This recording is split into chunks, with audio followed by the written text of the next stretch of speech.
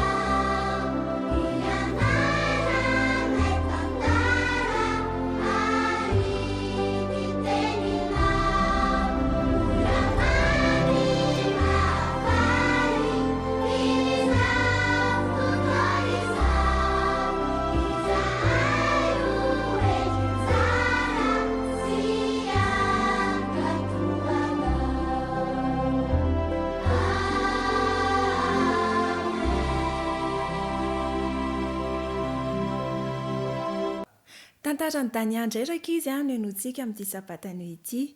Dania dia zazavavy kely iray mipetraka any Moyen-Orient. Ny fianakaviany dia fianakaviana kristianina. Nampianatra azy ny vavaka ny dada sy neniny Dania ary nampianatra azy ireo hifandray tsy tapaka amin'Andriamanitra. Tsy mora ho azy ireo nefa rakizy nipetraka tany Moyen-Orient satria ny olona tany Moyen-Orient dia tsy nankasitraka ny fivavahana kristianina ary tsy nino an'Andriamanitra. Teo foana nefa ny dada sy neniny Dania nanohana azy na dia fianakaviana mahantra aza izy ireo matetika i Dania no matory tsy misakafo. Ary ny kilalaony ny akamaroany dia fanomezana avy amin'ny olona avokoa. Tsapany Dania rakizy fa tsy mba manana zavatra ho azy manokana izy dia nitaraina tamin'ny neniny izy mba hanana zavatra ho azy manokana. Dia nampahery azy ny neniny rakizy hoe tsy manam-bola isika ry Dania fa nampirisika azy kosa ny mamany mba ahazo ity vavaka ary ny angatahany izay tiany amin'Andriamanitra. Ka raha fantatr'Andriamanitra fa mahasoa an'i Dania rakizy izany dia omen'Andriamanitra. Ny vavaka isan-kaly Dania rakizy nangataka tamin'Andriamanitra mba hanana ny zavatra ho azy manokana. Ireo fianakaviany koa dia nivavaka tamin'Andriamanitra mba ahazoan'izy ireo radio mba ahafahany maharaka sy mahafantatra ny vaovao sy ny toe-javatra misy. Dray maraina rakizy rehefa tany am-piangonana namonjy ny FMC-Sabata i Dania dia hoy ny chef tao am-piangonana. Azo fanomezana ianareo ary faly aok'izany ny ankizy rehetra tamin'io. Boaty lehibe iray isaky ny ankizy no azon'ny ankizy tamin'io sabata io. Tobotoboka ny fony Dania rakizy rehefa izy no handray ny fanomezana ho azy. Faly Dania rakizy. Saika ho sokafany avy hatrany ilay boaty. Kanefa tsy navelan'ny mamany izy raha tsy tonga tany hatrany. Niazakazaka izy da. Niazakazaka niakatra ny tohatra izy da ary maika ery hamokatra izato boaty misy ny fanomezana. Nosokafan'izy mianaka ary ireto boaty roa ireto. Hakory ianareo ny afalian'i Dania nahita ireto zava-baovao tao anatin'ny boaty. Ay avokoa ireto izany hoy Dania rakizy. Faly izy ireo satria namaly ny vavaka Dania Andriamanitra. Nosokafana ny boaty iray ary akory ihany koa ny afalian'ny fianakaviana raha nahita fa radio no tao anatin'ny boaty iray. Radio marina ity. Tena namaly ny vavaka izy efa mianaka rakizy Andriamanitra izay nivavahan'izy ireo isan'andro. Ary tamin'ny fomba mahagaga no namalian'Andriamanitra ny vavaka izay nataon'izy ireo. Rankizy, rehefa mivavaka isika ankizy dia mamaly ny vavaka izay ataontsika Andriamanitra ary amin'ny fomba izay tsy takatry ny saintsika, amin'ny fomba izay Andriamanitra ihany no mahafantatra ny mahasoa sy ny mahatsara antsika no hamaliany ny vavaka izay ataontsika. Hoy ny voalazan'ny tenin'Andriamanitra hoe mivavaha ka aza mitsahatra. Dia mampirisika antsika ankizy mba hazoto hivavaka tsy tapaka amin'Andriamanitra. Rehefa misy zavatra tiantsika hananana dia andao angatahana amin'Andriamanitra fa manome izay ilaintsika sy izay mahasoa antsika Andriamanitra izay hivavahantsika.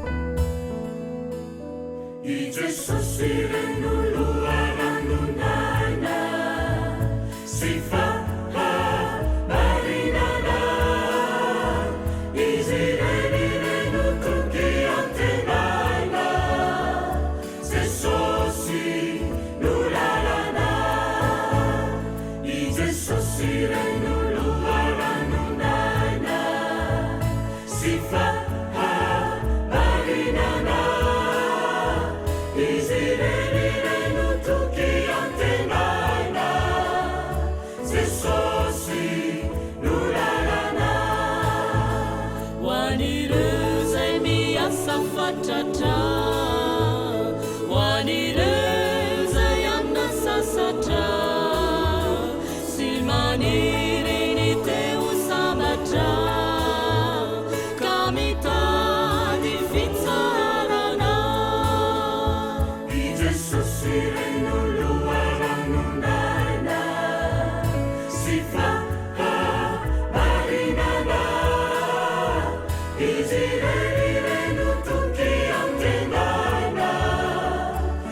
Jesosy no lalana ho an'ireo zay mavesatretana ho any fo izay mangetana ho an'ireo elany aretana ka mitady fitsarana I Jesosy ren'olo aranonana sy fahamarinana izy reny no toky antenana Jesosy no lalana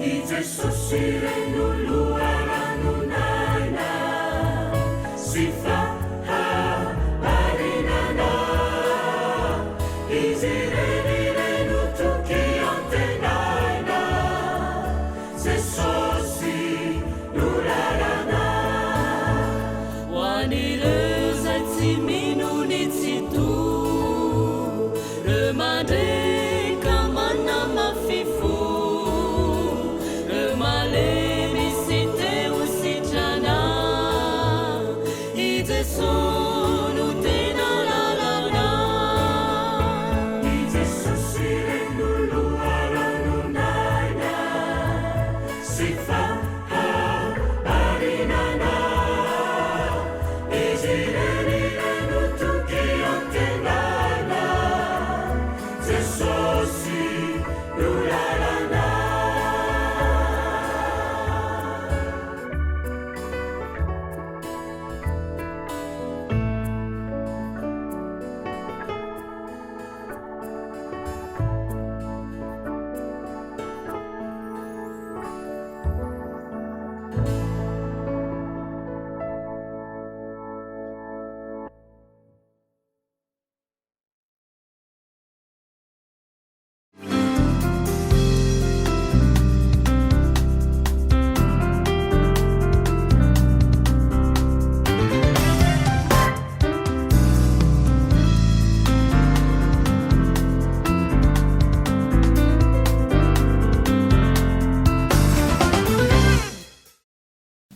iny ary loahevitra anisan'ny tena malaza ary masintona ny maro mihitsy ty fanontaniana ity hoe mahasolo baiboly sy firana taratasy ve ny tablette sy ny telefona any am-piangonana manana tanora enina mianadahy sika eto iresadresaka mahakasika an'izay ao i Mika, Jessia, Jasia, Lombana, i Hariva ary Rendra dia avy hatrany dia irosotsika ny lohahevitra efa eny amin'ny Mika ny micro dia dahoary miarahaba ny mpanolotra dia miarahaba ihany koa mpijery rehetra sy ny any an-tokantrano mahasolo baiboly sy firana taratasy ve ny tablette sy ny telefona ao anatin'ilay fiainana ny fiarahamonitsika amin'izao fotoana izay tena miazakazaka tokoa ny teknôlôjia dia anisan'ny efa mampiasa izany na ny anivon'ny fiangonana ary raha ny zavatra ao anatin'ny telefona sy ny tablette dia mitovy ihany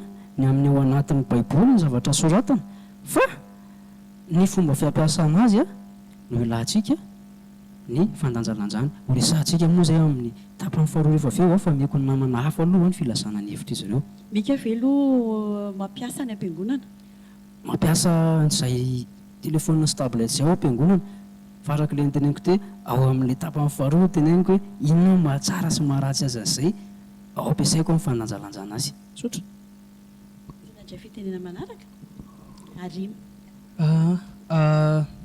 amiko mety ny mampiasa ny tablette sy telefona satria efa andro ny fivoarana izao fotoana izao taloha izany baiboly zany dia orona taratasy fotsiny nefa ny amin'izao ankehitriny efa andro ny teknôlôjia izao dia efa afaka atao ao anatin'ny zavatra fitaovana kely ny baiboly sy ny firana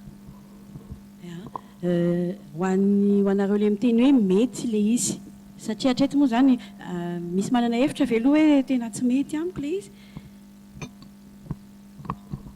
afaka miteny Jesy Ie, amiko manokana zany dia tsy hoe tsy mahasolo moa zany ny tablety sy ny telefona fa ao am-piangonana fiangonana masina moa zany dia mba hifantoka kokoa amin'ilay eo amin'ny fanatrehan'Andriamanitra dia aleo mampiasa an'ilay baiboly sy firana taratasy satria raha ohatra zao hoe za andeha hamaky teny eny amin'loana dia amin'ny maha-olombelona mantsy dia be fanadinoana dia nefa ny telefona no entiko dia raha ohatra ka hoe sanatria misy miantso ohatra eo amin'ilay anjarako amakiana teny dia nefa ny baiboly no misokatra dia very ilay concentration dia mikoropaka koa dia lasa ohatrany hoe tsisy fifantohana amin'ilay fitaovavavahana fa mampiasy Jesy aty ivelany ankoatra ny am-piangonana ento misy manakambara-ny ia ambany tena lohahevitra mahaliana tokoa zany le lohahevitra androany satria amin'izao vanim-potoana zao marina dia taoko ngamany tena vitsy dia vitsy sisa ny tanora tsy mampiasa ny telefona ary izany zavatra izany dia tonga hatrany am-piangonana raha ny hevitro manokana kosa aloha ny amin'le hoe mahasolo baiboly ve ny telefona dia mahasolo izy satria ny zavatra ao anaty baiboly ihany ny ao anaty telefona ny fitondrana azy kosa nefa any am-piangonana mba ho atao solona baiboly dia laviko tanteraka ny antony mahatonga an'izay dia ny zavatra ao anatin'ilay telefona zany be dia be ny fakapana koa tsy andaniny maro ny zavatra mety hanitona anao ankoatra ny baiboly sy ny firana anatin'ilay izy ka araky ny teny namana Jesy teo dia tena betsaka mihitsy zany ny probabilité zany haveriny concentration anao ampiasaina any am-piangonana izy dia izay zany hevitry nombana Trasia raha amiko manokana ny fampiasana azy any am-piangonana tsy mety aloha zany amiko raha amiko manokana satria ny antony raha mampiasa baiboly taratasy ianao dia afaka kokoa ny fandraisanao hoe tena taratasy mizatra miraikitra kokoa ao an-tsainao matetika manko ny fampiasana ny nouvelle technologie isika dia mahatonga ny tanora ho lasa kamo hamadika baiboly na ihany koa hitondra azy eny an-dalana rehefa andeha hivavaka dia amiko manokana zany voalohany indrindra alohany hoe hafa mihitsy ny mandray boky taratasy tonga anao hifantoka ao am-piangonana ary hampazoto anao ihany koa hoe za hito tonga anao hifantoka hoe za hito atao am-piangonana ary manarika eto Andriamanitra indrindra mitondra baiboly taratasy sy firana taratasy ianao sa telefona mety amiko daholo zany fa amiko manokana aloha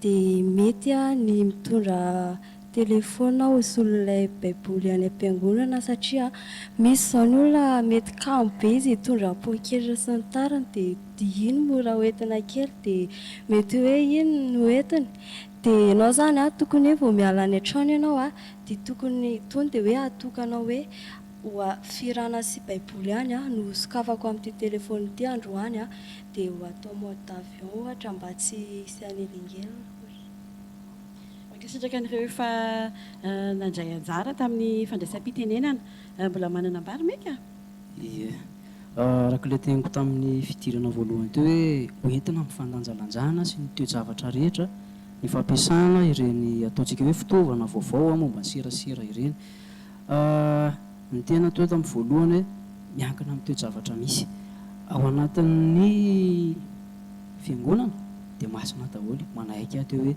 baiboly masina ny anaran'iny ho an'ny mpitondra raharaha dia ho ana manokana hevitra mampirisika hoe aleo isika mampiasa ny baiboly ravitaratasy mba hisian'ny fifantohana kokoa eny am-pilipitra ho an'ny mpanatrika ety toerana indray reo izay mampiasa ny tableta sy ny telefona dia oka isika tsy ho ampiasaina izy ireny ny zavatra matetika manko dia ampiasain'ilay fitaovantsika azotsika kirakiraina tsara izy ireny baikotsika hoe araka ny tenin'ny anabavy teo hoe tokony mode avion ty za tsy hanao connexion mihitsy amin'izao fotoana fa fotoana ty androany natokako baiboly sy firana fotsiny misy ny manana fahefana hoe ny zanak'izy ireo a mampiasa tablety ao am-piangonana fa tsisy afa-tsy firana sy baiboly ny ao anatiny. Zany hoe ny fitaovana zany dia ho ampiasaintsika ho an'ny pastera nge mitory teny eny aloha mampiasa diapo e. Inona moa zany ny olana ampiasaina ihany koa ny baiboly elektrônika, fa ny pastera kosa tsy manao navigation internet ao anatina toriteny, dikan'izay azontsika kirakiraina ampiasaina tsara ny fitaovana ara-teknôlôjika ary mampifantoka kokoa anie ny fandefasana ny tokosiandinina ery aloha ho an'ireo fiangonana izay manana. Ny dikan'izay zany dia mampifantoka kokoa ary zany ny fampiasana teknôlôjia rehefa haitsika amin'ny mampiasa azy, fa rehefa tsy haitsika amin'ny mampiasa le teknôlôjia fa itsika no ampiasainy dia very mazava ho azy le fifantohana. Ka ny fandanjalanjana sy ny fahaiza mampiasa an'ireo fitaovana ireny zany dia izay no ilaina sy izarana mba ho fotoana feno fahamasinana tokoa zany ilay sabata masina. Hariva? Ia, ozy ny namantsika tato hoe azo lanjalanjaina izany fampiasana ny teknôlôjia izany, marina tokoa izy satria ho an'ireo olona efa antitra somary efa tsy dia mahita amin'ny masony telefona no ahitany kokoa aloha au lieu de hoe ampiasa solomaso be zany afaka agrandisena zany le izy. Dia raha ohatra hitady baiboly koa ianao dia efa iny koa dia efa rapide be zany, anisan'ny avantage ny teknôlôjia izay fa fahaizana fandanjalanjana anazy fotsiny angamba no afaka hanaovantsika anazy, ampiasaintsika anazy. Ya, rindra mbola hiteny? Ya, azo lazaina hoe feno izay faneho-kevitra izay raha tsisy hiteny intsony ianareo samy nanana ny nambarany ny tanora tsirairay avy vahintsika teto. Ary nona sy antenaina fa ianao tany atokantrano koa dia manana ny valiteninao mahakasika an'izay fandanjalanjana ny fampiasana ny tablety sy ny telefona izay indrindraindrindra ny fampiasana an'izy ireny ao am-piangonana. Ary ny tanjona moa dia tanora mizotra ao amin'ny fahombiazana, indrindraindrindra fahombiazana miaraka amin'ny Jesosy ilay efa nahomby raha teto an-tany izy. Dia makasitraka indrindra nareo enina mianadahy, misaotra betsaka, makasitraka ny Mika, Jesia, Jasia, Nombana, i Arima ary Rindra izay niaraka tamintsika teto. Makasitraka anao tany atokantrano ihany koa nanaraka ny fandarana hatramin'ny farany. Manome fotoana anao ho amin'ny manaraka indray.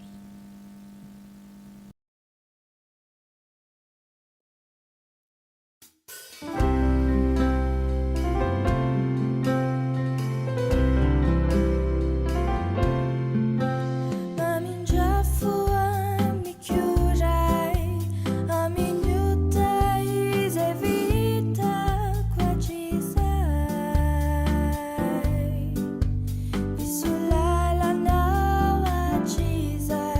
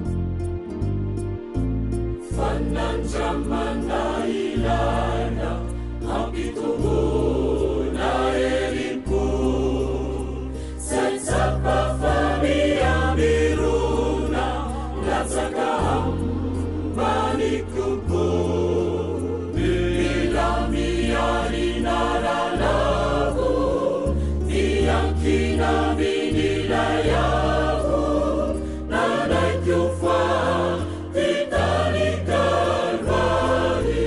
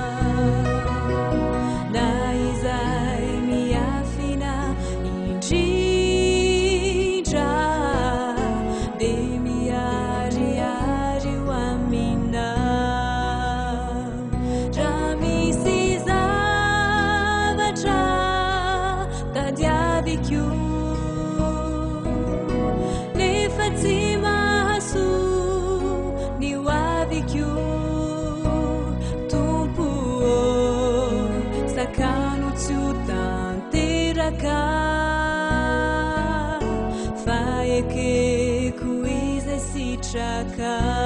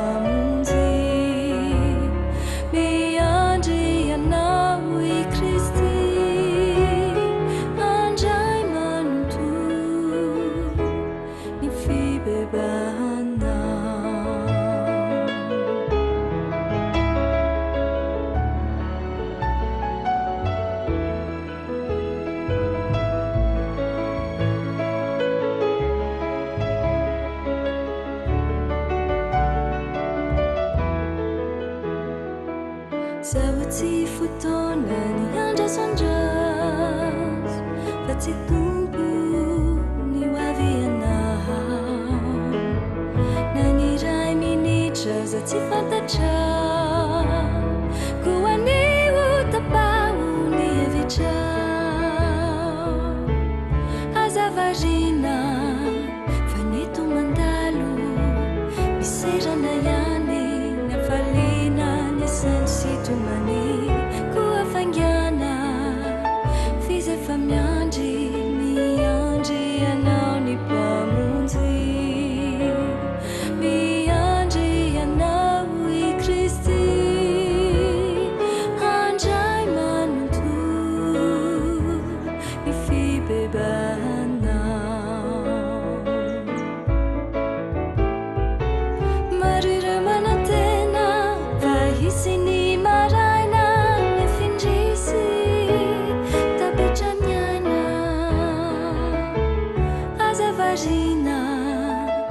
mito mandalo ny serana ihany nafaliana ny sendrisitomany koa fangana fizy efa miandry miandry anao ny mpamonjy miandry anao i Kristy handray manonto ny fibebahana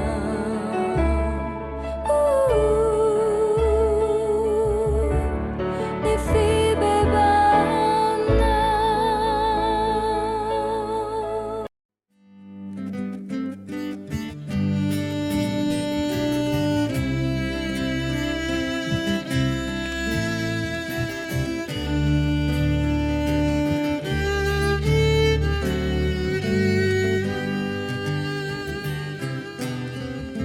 Sambatra Jesu ny olomeloka izay manenina sy mitomanira mibantsina ny fanavotana nataonao teo Kalvary ka mangataka sy mitalao famelana eloka aminao ray sy zanaka sy fanahy masina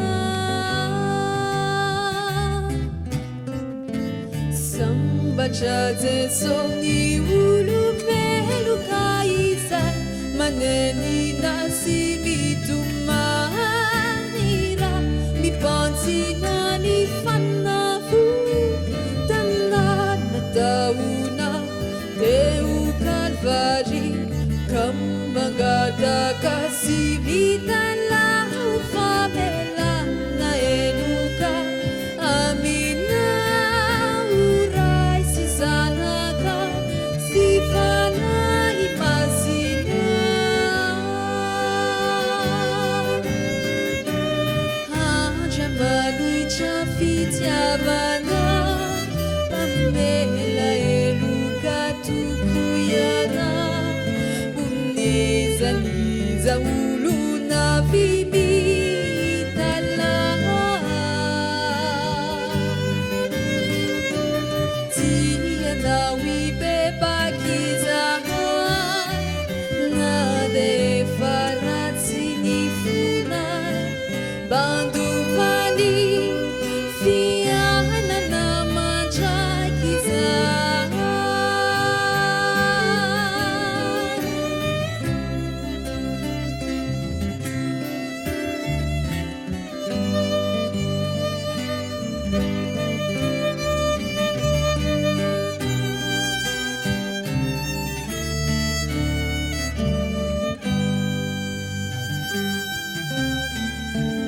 sambatra Jesu ny olomeloka izay manenina sy mitomanira mibantsina ny fanavotana nataonao teo Kalvary ka mangataka sy mitalao famelana eloka aminao ray sy zanaka sy fanahy masina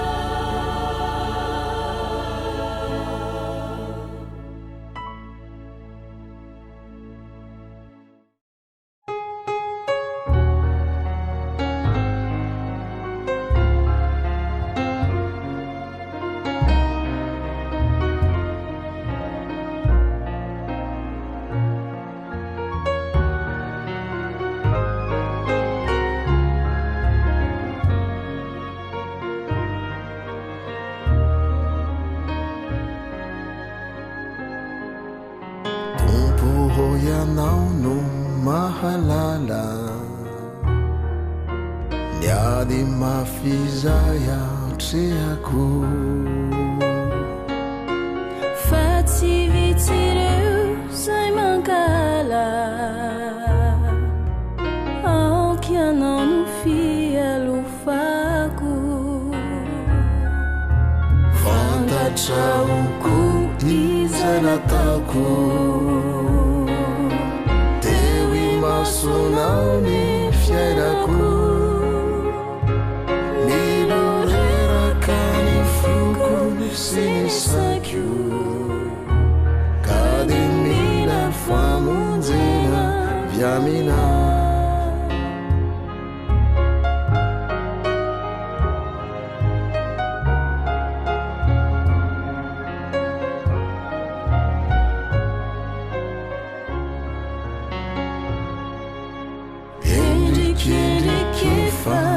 isanandro amin'ireo zava-tsy nata tompo ianao mahalala ny andro hitrangany marina toy za fantatraoko izay nataoko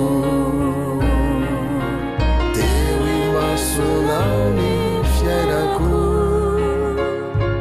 niloreraka ny foko sy ny sakio ka de mila famonjena viamina fantatraoko izay nataoko teo imasonao ny fiainako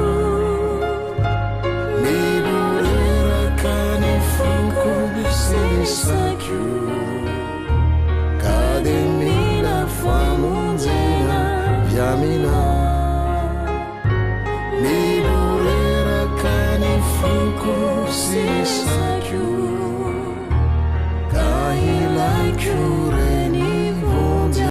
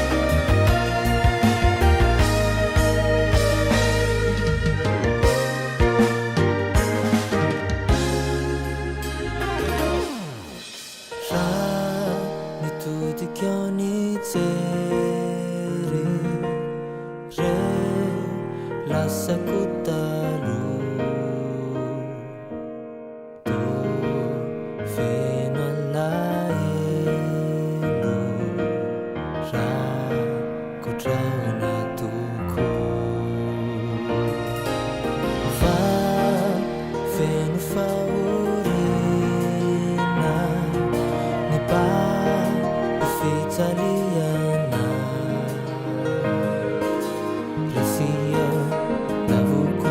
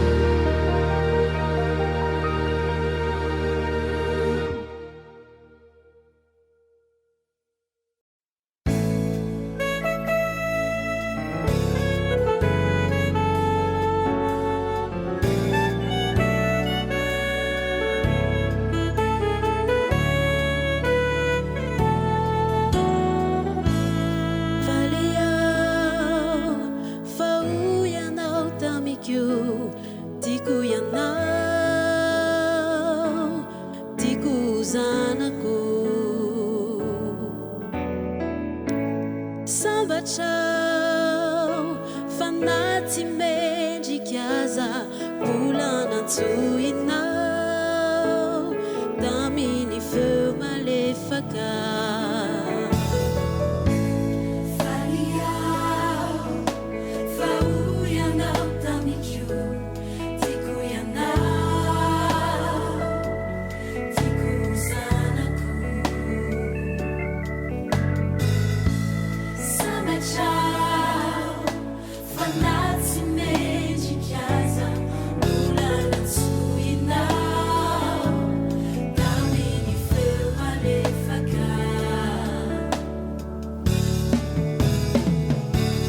jesosio misaotranao fa tsy misy afaratsy ianao tena matakatra ny zavatra iainako nasehonao fa mindrampo ka notiovinao niotako tsapako ny fitiavanao ny foko adala tonga vao navotanao tiondrinao ka nafoinao ny ainao ny raha izay nalatsakao tsy overy maina jeso satria izao niovany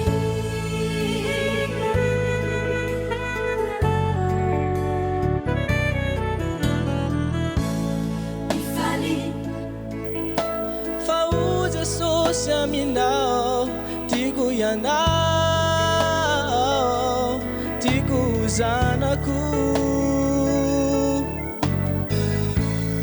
miravo fanatsy mendriky aza ny antso anao izy ho zanaka malalany mifaly fa o Jesosy aminao tiako ianao tiako zanako miravo fanatsy mendriky aza ny antso anao izy ho zanaka malalany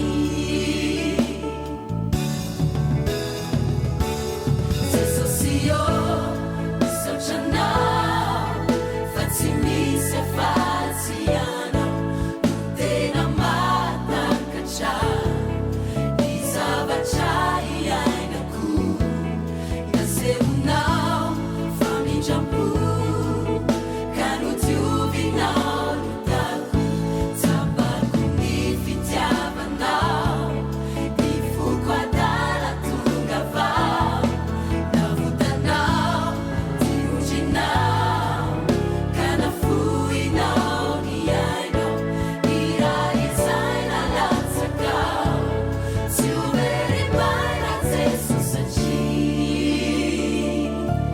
izao niovany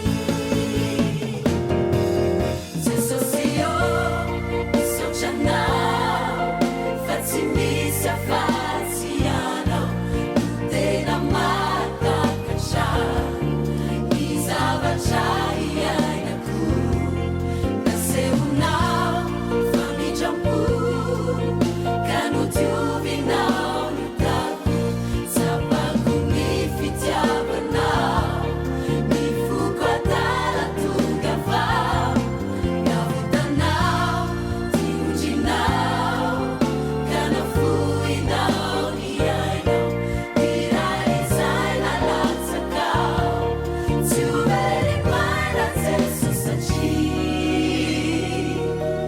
izao niovany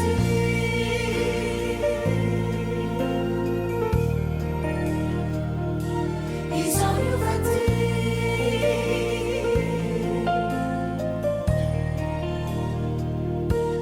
izao niovany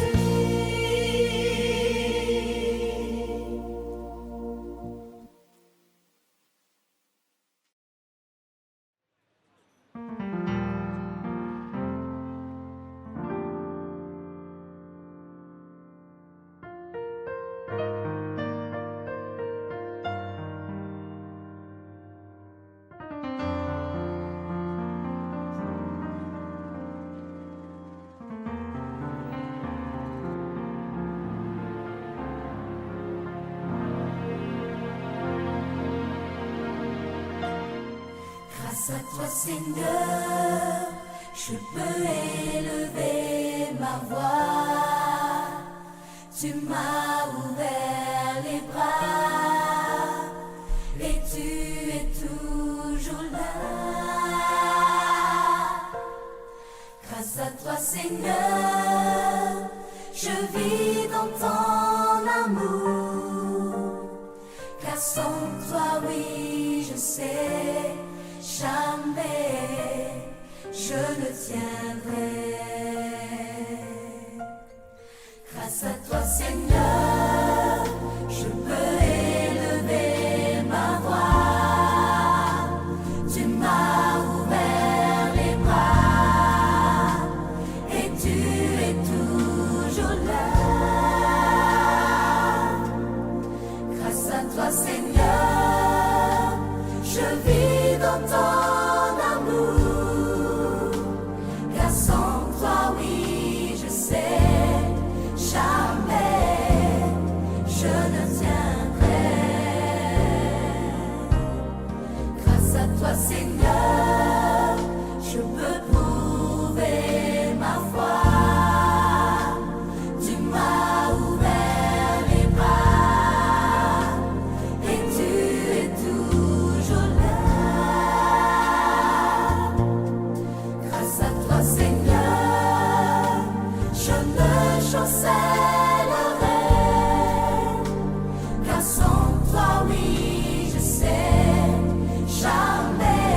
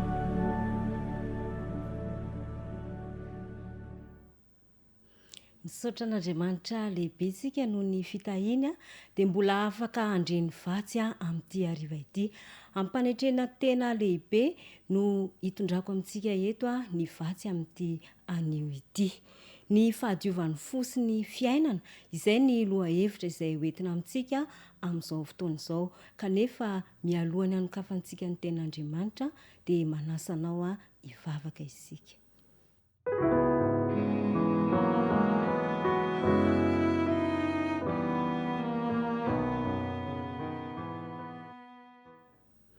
Andriamanitra rainay tsara indrindra izay ny an-danitro, misaotra anao indray izay no izao fotoana izao izay mbola omenao anay ka ahafahanay manokatra ny teninao.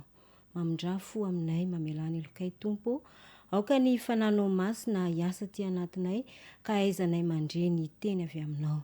Tronona sy angatana ny vavaka amin'ny anaran'i Jesosy. Amen.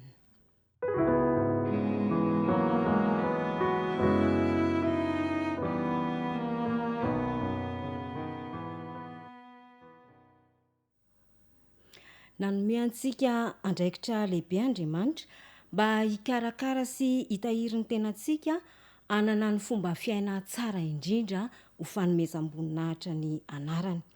Zava-dehibe ho antsika ny mahatakatra ny asan'i Kristy ho antsika noho izany. Zava-dehibe ho antsika ihany koa ny mahafantatra ny sitrapon'Andriamanitra eo amin'ny fiainantsika amin'izao fotoana izao. Tsy ho takantsika nefa izany raha tsy atolontsika n'Andriamanitra ny fisainantsika. Hoy indrindra ny apôstôly Paoly ao amin'ny Romanina 12:2. Bokin'ny Romanina 12:2. Vakitsika ny teny amin'ny anaran'i Jesosy. Ary aza manaraka ny fanaon'izao tontolo izao fa miovaha amin'ny fanavaozana ny saina hamantaranareo ny sitrapon'Andriamanitra dia izay tsara sady ankasitrahana no marina. Zavatra anankiroa no lazain'ny Baiboly amintsika eto. Voalohany hoe aoka tsy hanao ny fanaon'izao tontolo izao ary ny faharoa hoe miovaha amin'ny fanavaozana ny saina. Ny fanaon'izao tontolo izao araka ny tenin'Andriamanitra dia tsy inona fa ny filan'ny nofo, ny filan'ny maso ary ny rehaka momba izao fiainana izao. Amin'ny maha-kristianina antsika dia matetika isika tsy manao ny fanaon'izao tontolo izao fa mipetraka kosa ny fantaniana manao hoe manao ahoana ny ao anaty, manao ahoana ny saina, miova ve ny sainao, misy fanovana ve ao an-tsaina. Rehefa milaza ny Baiboly eto hoe miovaha amin'ny fanavaozana ny saina dia ny ao anatiny sy ny ao ivelany no tiany holazaina amin'izany. Rehefa misy fanavaozana ny saina izany dia ny ao anatiny sy ny ety ivelany dia tsy afaka misaraka izany. Noho izany, rehefa tsy manaraka ny fanaon'izao tontolo izao isika dia sady madio no ao anaty no tsara ihany koa ny miseho ety ivelany. Ry mpiray fanantenana malala, amin'izao vaninandro ny fitotonganana izao, amin'izao vaninandro izay hitadiavan'ny Satana izay harapany izao dia mila fanovana lalina ny ao anatintsika, mila fanovana ny fo ary mila fanovana ihany koa ny saina. Ny fironantsika maintsy dia volavolain'ny ireto zavatra manaraka ireto. Voalohany dia ny mahaizy antsika, toy ny hoe iza moa isika, olona manao ahoana no niteraka antsika. Ny faharoa dia mikasika ny tontolo manodidina, aiza isika no mipetraka, amin'ny toerana milamina sa amin'ny toerana be tabataba sy herisetra. Kanefa dia tiako ny manambara antsika fa tsy ireo zavatra roa ireo no tompony teny farany, fa ilay fahatelo dia ny safidy izany. Ny safidy izay fanomezana manokana no men'Andriamanitra antsika.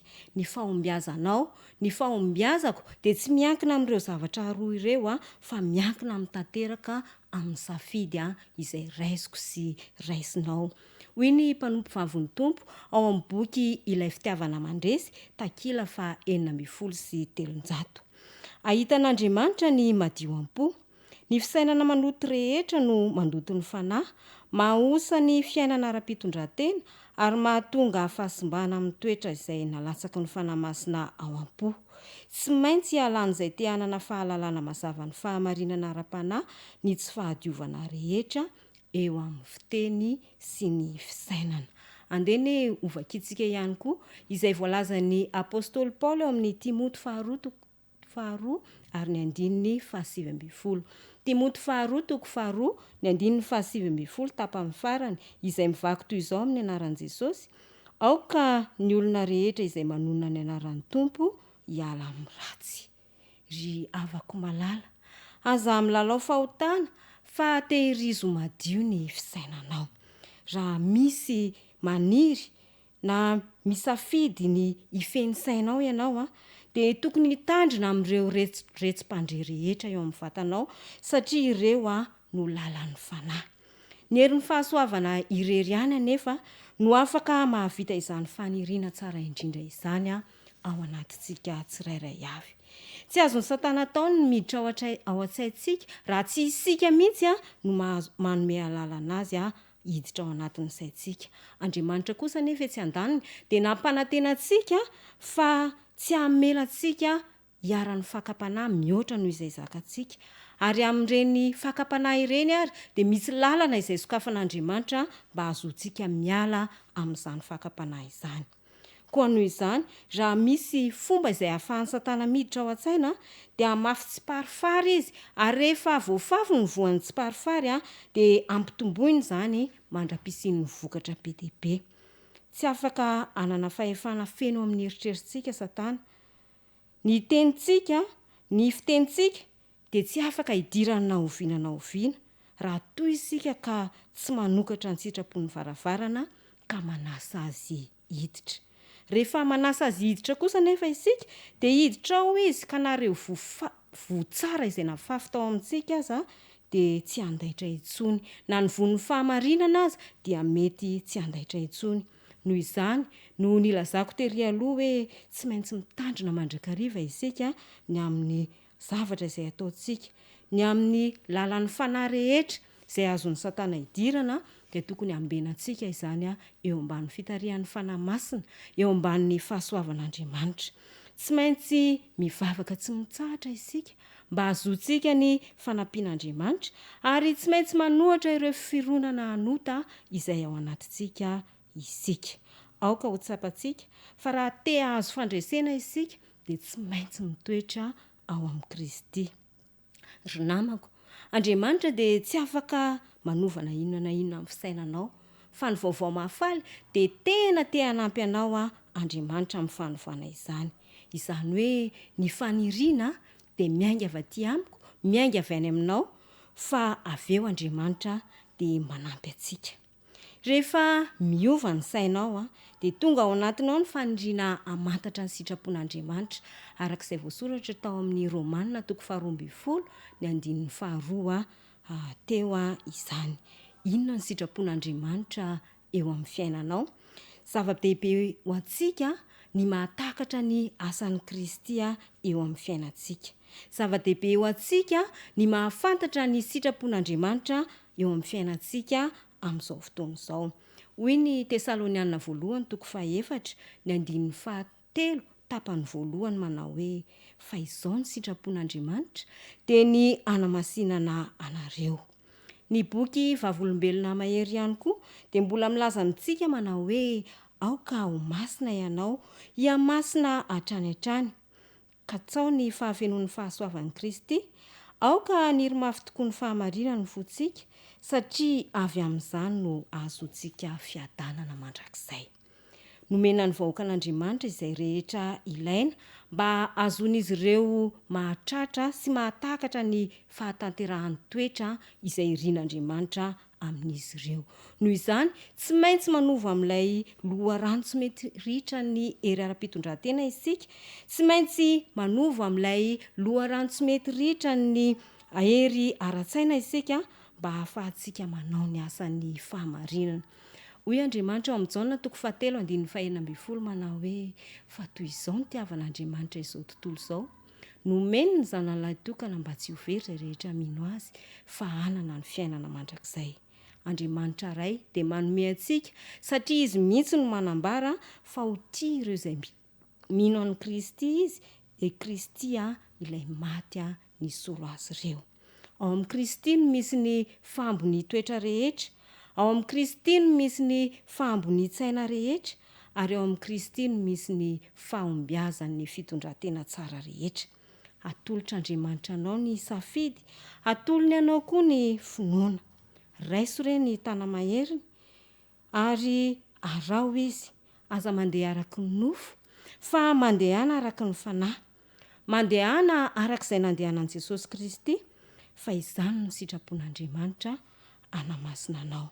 Ny asa tokony ataonao dia ny manolotra ny sainao ho fehezin'ilay hery tsy manampetra avy any ambony mba ho voninahitry ny anarany.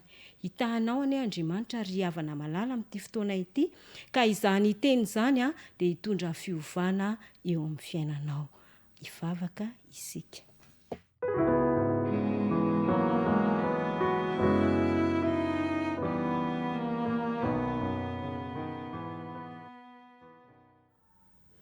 Andriamanitra rainay izay any an-danitro, misaotra anao izahay fa sakaizanay ianao ary eo anilanay mandrakariva.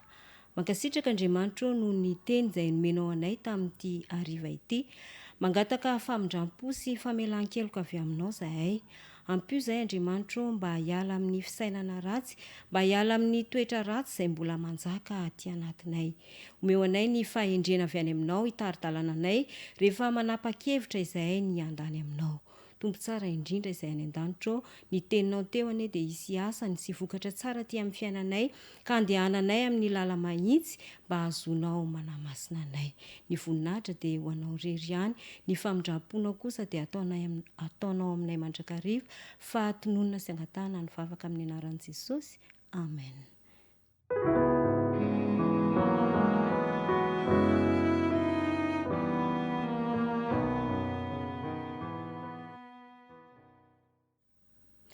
Mankasitraka antsika tsirairay avy izay naharitra teto amin'ny onjam-peon'ny radio Asisy tamin'ity tontolo andro ity.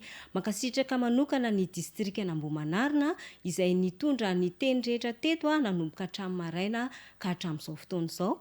Mirary herinandro mahafinaritra eo ambany fahasoavan'ny Tompo ho antsika tsirairay avy.